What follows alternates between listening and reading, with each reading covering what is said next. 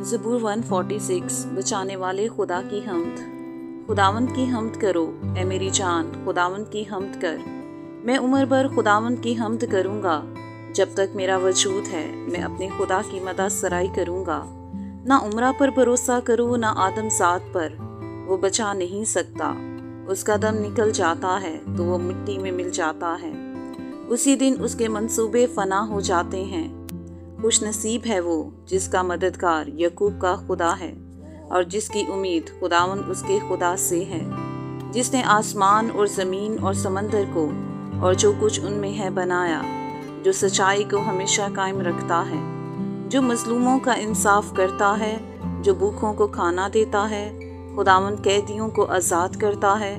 खुदावंद अंधों की आंखें खोलता है। खुदावंद झुके हुए को उठा खड़ा करता है। खुदावंद सादिकों से मोहब्बत रखता है। खुदावंद परदेसियों की हिफाजत करता है। वो यतीम और बेवा को संभालता है, लेकिन शरीरों की रातेड़ी कर देता है। खुदावंद अब तक सल्तनत करेगा। ऐसा यूं तेरा खुदा पुश्त दर पुश्त। खुदावंद की हम्द करो।